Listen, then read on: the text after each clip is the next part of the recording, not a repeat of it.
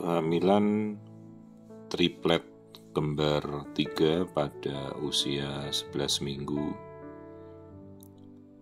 Ini suatu kondisi kasus kembar 3 non-identik. Jadi seluruh janin yang terbentuk ini berasal dari 3 proses ovulasi yang berbeda dengan sumber telur 3 yang berbeda juga ya. Ini suatu proses yang berhasil hamil secara spontan kembar 3. Dan 3-tiganya ini tidak identik. Artinya memiliki masing-masing plasenta sendiri dan kamarnya masing-masing terpisah. Istilahnya adalah kembar triplet, trikorionik, triamniotik. Jadi masing-masing kelaminnya juga bisa berbeda. Dan relatif aman karena mereka tidak rebutan makanan satu sama lain. Hanya permasalahannya ini kalau kembar 3 maksimal si ibu bisa menjaga kehamilannya paling pol maksimal ya sampai mungkin sekitar minggu 33. Minggu 34 saja pasti sudah sangat besar ini perutnya. Karena kalau minggu 32 saja itu sekitar 2 kilo. Bayangkan kalau kembar 3 mau diisi berapa di minggu 32. Dan tidak mungkin pasti bayinya mulai akan menyusut menyesuaikan perut si ibu. Jadi kalau kira-kira dia lahir bisa mencapai minggu 33 saja. Kalau minggu 33 satu bayi itu 2,1 kalau pada bayi tunggal. Pada bayi kembar 3 mungkin mereka cuma sekitar 1,5, 1,6 atau 1,7. Itu kalau tidak keburu pecah ketuban ya. Jadi inilah kembar 3 yang hamilnya secara spontan. Jadi ya perlu kita berikanlah antikontraksi, penguat, karena nanti lewat dari minggu 28 ini pasti perut si ibu sudah luar biasa besarnya. Dan biasanya dia hanya cuma bisa berbaring saja ya sampai menunggu proses persalinannya. Biasanya kita lakukan sesar. Ini minggu ke-11, jadi perbandingan semua janinnya itu normal. Tidak terlalu jauh perbedaan antara ketiganya. Ini berhasil bertahan sampai minggu 33 kalau tidak salah ya. Kasus ini pernah kita tangani dan berhasil dengan baik. Kembar 3 justru memang resiko sekali ya kembar 3 itu, karena kita permasalahannya itu ruangan untuk hamilnya ini kan sempit jadinya, dan bagaimana nanti peregangan dari perut si ibu ya.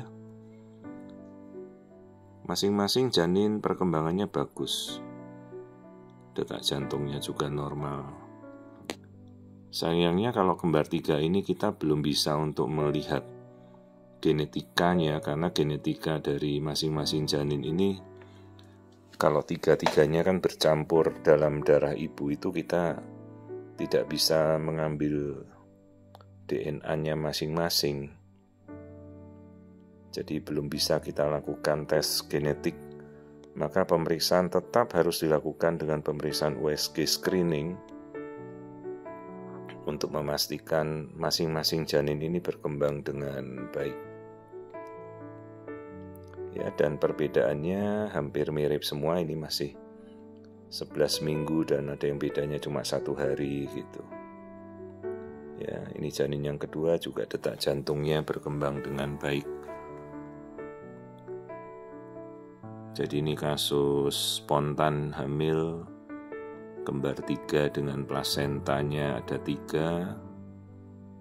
Jadi istilahnya ini trichorionic triamniotic triplet. Nah ini kita lihat keseluruhan masing-masing terpisah oleh sekat ketuban, sekat amnion yang memisahkan. Jadi mereka tidak saling berebut makanan. Sementara kembar 2 saja sebenarnya sudah resiko, apalagi kembar 3 ya. Nah ini kita tampilkan ketiganya dalam satu frame gambar. Terlihat kembar 3. Ada beberapa kasus kembar 3 yang sudah kita tangani dan bisa kita perjuangkan sampai lahir ya, cukup beratnya. Tentunya jelas pasti prematur ya. Dan rata-rata kembar 3 itu maksimal kita bisa pertahankan sampai minggu 33 lah. Ya bayangkan 33 minggu itu masing-masing berat bayi pasti sudah pasti nyusut. Tidak mungkin mencapai berat ideal seperti bayi tunggal karena si ibu akan membawa 3 plasenta, membawa 3 kantung ketuban yang sedemikian besar air ketubannya, belum lagi rahim membesar, baru ditambah dengan berat bayi masing-masing. Berat bayi totalnya bisa sampai sekitar 5,5 kilo ya, bertiga. Belum ari-arinya, belum air ketuban. Jadi bisa dibayangkan seberapa besar ini meregangnya perut si ibu, pasti besar sekali. Ya, dan ini kita lahirkan sekitar minggu 33 berhasil kita pertahankan. Dan bayinya juga survive ya, semuanya ketiganya. Ya. Ada beberapa kasus kembar 3 yang berhasil kita jaga dan kita pertahankan dengan baik.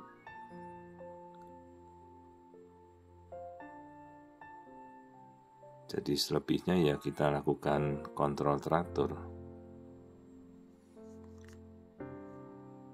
Nah ini kita lihat, kita coba rotasikan masing-masing di dalam, coba kita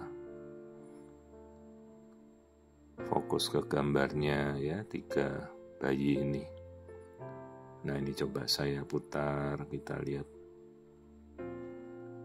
Jarang sekali kita dapat kasus kembar 3 ya. Ada juga beberapa kasus yang tidak bertahan karena sudah pecah duluan ketuban pada bulan ke-5 ya. Sayang sekali. Sementara jadi kalau memang bisa ya suatu proses bayi tabung itu ya cukuplah maksimal ditransferkan sekitar 2 embrio. Karena khawatirnya itu mereka masih membelah diri lagi ya. Kalau ini kasus spontan, hamil spontan, jadi bukan bayi tabung. Dan mereka berkembang ketiga-tiganya dengan baik. Ya, kelaminnya seingat saya ada yang cowok, ada yang cewek. Dan ini ketiganya survive, berhasil bertahan. Inilah kasus kembar 3 yang normal ya pertumbuhannya.